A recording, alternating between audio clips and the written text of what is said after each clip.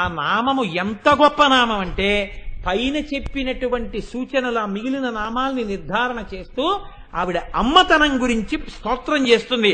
కాబట్టి రత్నకింకిణికారం యరసన దామభూషిత అన్నప్పుడు ఆ తల్లి వడ్డాణానికి ఎవరు నమస్కారం చేస్తారో వాళ్ళకేం కలుగుతాయి? పెళ్లిలో సరిగ్గా తెలియకపోయినా ఇప్పుడు ఈ నామం చెప్పిన వాళ్ళకి సౌభాగ్యం కలుగుతుంది. ఈ నామం చెప్పిన వాళ్ళకి మంచి సంతానం ఉంటుంది. ఈ నామం చెప్పిన వాళ్ళకి శరీరానికి అనారోగ్యం రాకుండా ఉంటుంది. ఈ నామం చెప్పిన వాళ్ళకి సుఖశాంతులు కలుగుతాయి. అమ్మగా ఆవిడ మిమ్మల్ని రక్షిస్తుంది. అంత పరమోత్కృష్టమైనటువంటి నామాన్ని ఇవాళ వసంత పంచమి రోజున ఆ తల్లి నా చేత చెప్పించి, ఏమి చేతకాక నేను చెప్పినా అయ్యో ఏదో చెప్తున్నాడు విందామని ఇంత భక్తితో మీరు విన్నారు. మనందరినీ ఆ తల్లి తరింప చేసినందుకు ఆ అమ్మ పాదములకు నమస్కరిస్తూ లక్షణం శంకర భగవత్పాదులు ఎంత అందంగా మాట్లాడతారో చూడండి ఆ శ్లోకాన్ని. తదన్యపానిభ్యామభయవరదో దైవత గణ త్వమైకా నైవాసి ప్రకటిత వరాభిత్యభినయ భయాత్రాతుం దాతుం ఫలమపి చ వాంఛాసమధికం శరణ్యే లోకానాం తవ హి చరణావేవ నిపుణౌ. అమ్మా, లోకంలో ఉండేటటువంటి మిగిలినటువంటి దేవతలున్నారే వాళ్ళు అభయముద్రలు వరముద్రలు పడుతూ ఉంటారు. అభయముద్రలు వరముద్రలు పట్టినటువంటి దేవతల దగ్గరికి వెళ్ళి స్తోత్రం చేస్తే, వాళ్ళకి నమస్కారం చేస్తే వాళ్ళు మాకేం చేస్తూ ఉంటారు? అభయముద్ర పట్టారు కాబట్టి భయం తీసేస్తారు, వరదముద్ర పట్టారు కాబట్టి మాకు వరం ఇస్తూ ఉంటారు.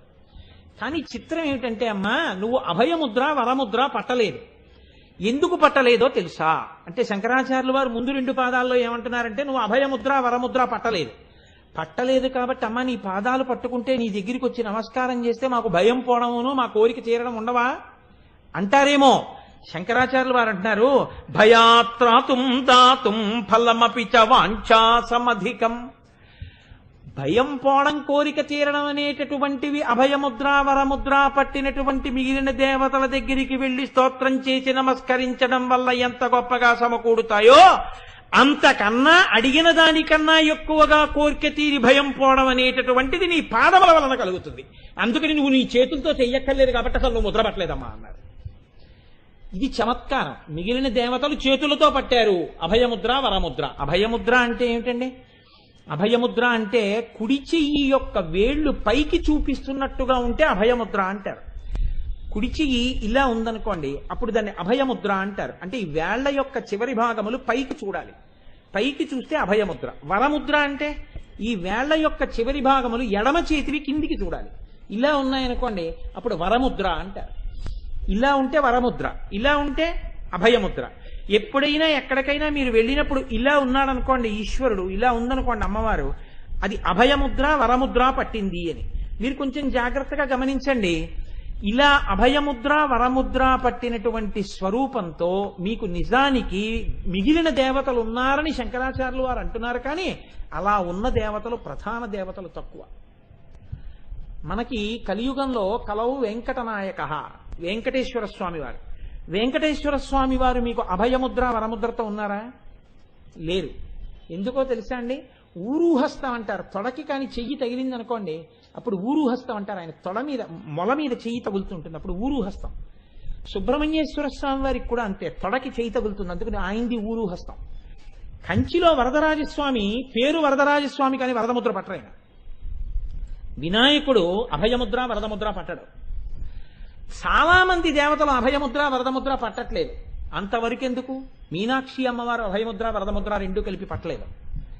మరి శంకరాచార్యుల వారు మిగిలిన దేవతలందరూ పడుతున్నారని ఎలా అన్నారు అంటే, దీనికి కారణం ఏమిటంటే సాధారణంగా అని. సాధారణంగా అభయముద్ర వరదముద్ర పడతారు. కానీ అమ్మ నువ్వు అసలు పట్టలేదు, ఏ ముద్ర పట్టలేదు. ఎందుకు పట్టలేదు? అమ్మవారు 4 చేతుల్లో 4 పట్టుకుంది. ఆవిడేం ముద్రలు పట్టలేదు. ఆవిడ మీరు విన్నారు కదా, ఒక చేతిలో అంకుశం, ఒక చేతిలో పాశం, ఒక చేతిలో చెరుకు విల్లు, ఒక చేతిలో 5 పుష్పబాణాలు పట్టుకుంది. ఆవిడ ముద్ర పట్టలేదు. ఇప్పుడు ఆవిడ ఏ ముద్ర పట్టుకోకపోయినా ఈ 4తో ఉండగా మీరు ఆవిడ పాదాలకి నమస్కారం చేశారనుకోండి, ఆవిడ ఏం చేస్తోంది? మీ భయం పోవడానికి హేతువులు ఏ ఉన్నాయో వాటన్నిటినీ తీసేస్తోంది. కేవలం వరదముద్ర కేవలం అభయముద్ర పట్టినటువంటి దేవతల దగ్గరికి వెళ్ళి మీరు నమస్కారం చేస్తే మీరు భయంతో వెళ్ళారనుకోండి, మీ భయానికి ఏది కారణమో ఆ భయం తీసేస్తారు. ఆ భయం పోయింది అంటే దాని ఉద్దేశం ఇంకా భయం రాదనే. ఒక ఆయన భార్యకు ఒంట్లో బాగోలేదండి, ఆవిడికి అనారోగ్యం తీరాలి అని ఆవిడ ఆరోగ్యం కలిగితే వచ్చి నేను వెంకటేశ్వరుడికి తలనీలాలు ఇస్తాను అనుకున్నాడు. అంటే నా ఉద్దేశం వెంకటేశ్వరుడు వరదముద్ర అభయముద్ర పట్టాడని కాదు, ఒక ఉదాహరణకి చెప్తున్నాను. ఆయన మొక్కాడు, ఇప్పుడు ఆయనకి ఇంత గడ్డం వచ్చింది అంటే ఆయన భార్యకి ఇంకా స్వస్థత కలిగిందా? కలగలేదు. అంటే ఆయన ఇంకా భయంతో ఉన్నాడా లేదా? భయంతో ఉన్నాడు.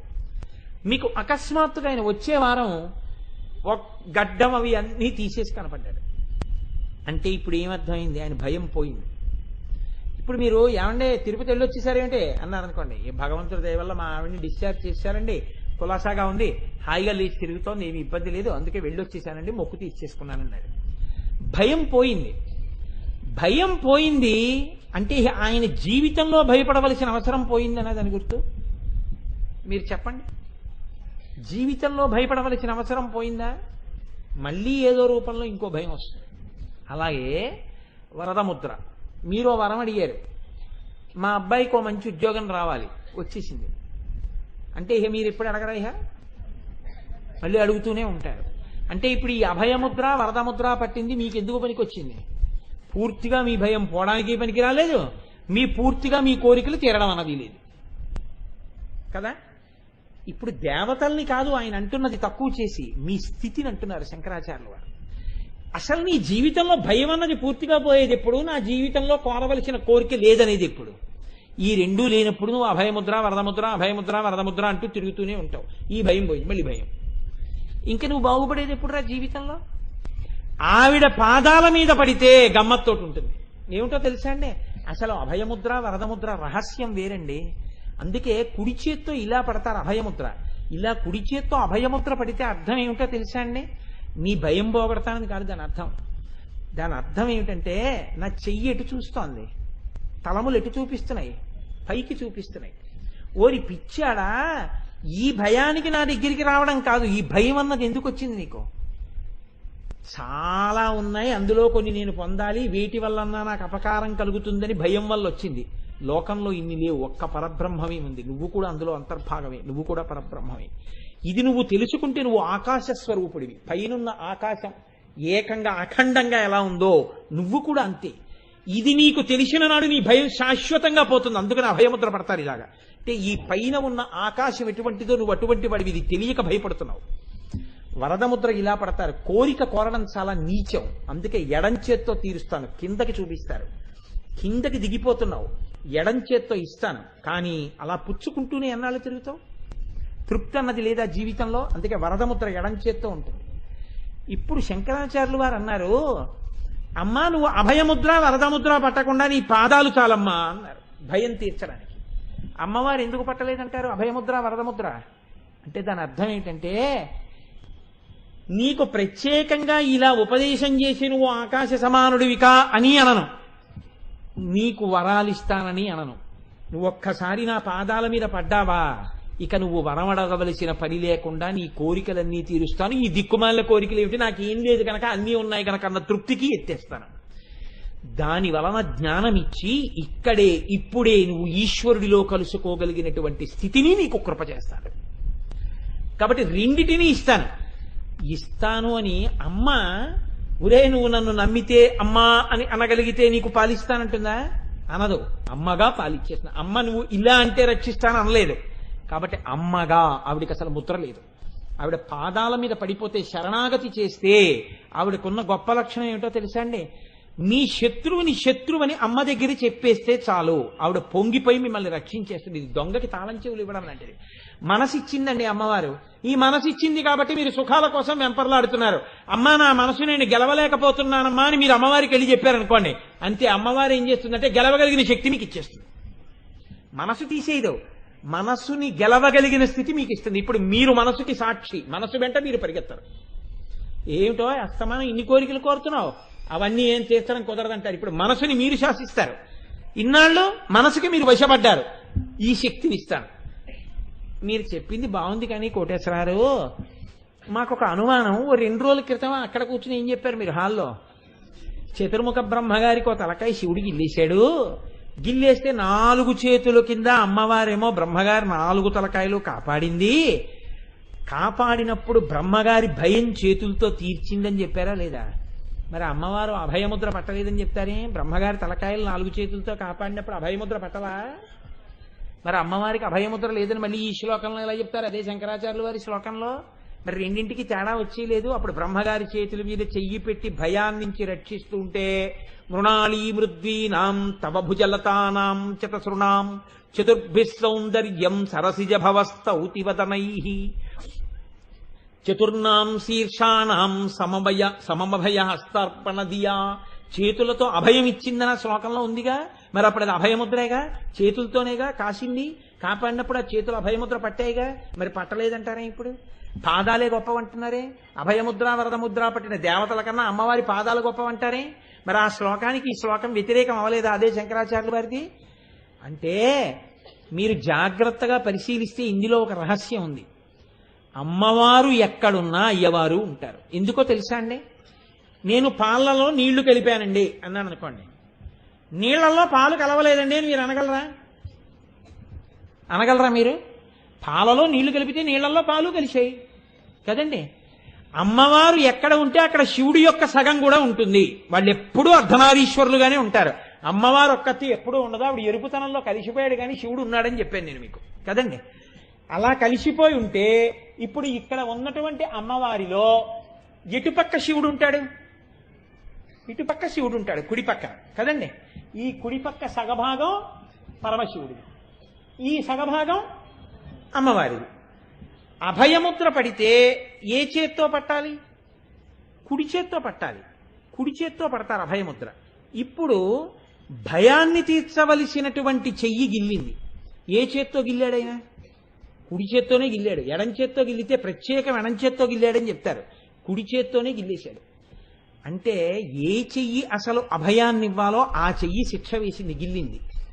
ఇప్పుడు ఆ చెయ్యి గిల్లేస్తే ఎడం పక్కనున్నదేది? అమ్మవారి చెయ్యి. ఎడం పక్కనున్న చేత్తో కుడి చేత్తో ఆయన గిల్లేస్తే ఎడం చేత్తోని రక్షించేస్తే ఆయనకి కొంచెం అంటే నేను గిల్లేసేవాడిని నువ్వు రక్షించేసేవాడివి అంటుందేమో అని ఇప్పుడు ఆవిడేం చేసింది? ఒక చమత్కారం చేసింది. ఓరి పిచ్చాడా, నీ భయం పోవాలంటే ఏమీ లేదురా, తేలిక మార్గం అవుతుంది అని ఇలా అంది. అంటే ఇప్పుడు లోకంలో ఏది పట్టుకుంటే భయం పోతుందో చూపించింది. కుడి చేత్తో రక్షించడానికి అవకాశం లేదు, ఎందుకంటే కుడి భాగం శివుడిది, అది గిల్లింది. అందుకని ఇలా అంది. అంటే ఇప్పుడు ఏం చూపించింది? పాదాలు చూపించింది. ఈ పాదాలు పట్టుకున్నావా ఇక నీకు భయం లేదురా. ఇప్పుడు లోకంలో ఏది పట్టుకుంటే ఇంకసలు భయం అన్న మాటకు అవకాశం లేదో అది చూపించింది. ఇప్పుడు ఆయన వెంటనే మనసుతో ఏమి పట్టేసుకున్నాడు? పాదాలు పట్టేసుకున్నాడు. పట్టేసుకుంటే రక్షణ లభించింది. అంటే ఈ తత్వం ఎప్పుడైతే తెలిసిందో 4 చేతులుగా ఉన్నవి పక్కనున్న శివుడి 2 చేతులు కూడా ఆవిడ ఒక్కతే పట్టుకోలేదు, ఆయన పట్టుకున్నాడు. కాబట్టి ఇప్పుడు అమ్మవారు తన యొక్క చేతులతో రక్షించడం అన్నది పాదాల మీద పడ్డం వల్లే రక్షించింది. ఈ చెయ్యి వరదహస్తం కాబట్టి ఊరే పిచ్చాడా ఈ కాళ్ళ మీద పడు, ఆయనతో రక్షింపజేస్తానని సంజ్ఞ చేసింది. కాబట్టి ఇప్పుడు ఆవిడ అభయముద్ర పట్టిందని మీరు ఎలా అనుకుంటున్నారు? అభయముద్ర పడితే కుడి చేత్తో పట్టాలి. కుడివైపు శివుడు ఉన్నాడు, ఆవిడ పట్టే అవకాశమే లేదు. ఎడం చెయ్యే ఆవిడికి ఉంది, ఎడం చేతి వైపు భాగం కాబట్టి పడితే వరదముద్ర పట్టాలి. ఇలా పాదాలు చూపించిన పాదాల మీద పడితేనే బ్రహ్మగారికి కూడా రక్షణ కలిగింది. ఇప్పుడు ఆ శ్లోకానికి ఈ శ్లోకానికి ఎక్కడొచ్చింది ఘర్షణ? ఏం లేదు, 2 శ్లోకాలు సరిపోయాయి. కాబట్టి అమ్మా, నీ పాదముల మీద పడినటువంటి వాడు ఎవరైనా సరే నీవు అమ్మవి కనుక రక్షించేయడమే నీకొచ్చు. రక్షించేయడమే వచ్చిన అమ్మవి కనుక నువ్వు అసలు అభయముద్ర వరదముద్ర పట్టవు. అమ్మ ముద్రలు పట్టదు, రక్షించడమే తెలుసా. పిల్లాడు ఏడిస్తే రక్షించేస్తుంది అంతే. అందుకే అమ్మ అంటే చాలు అమ్మ రక్షించేస్తుంది.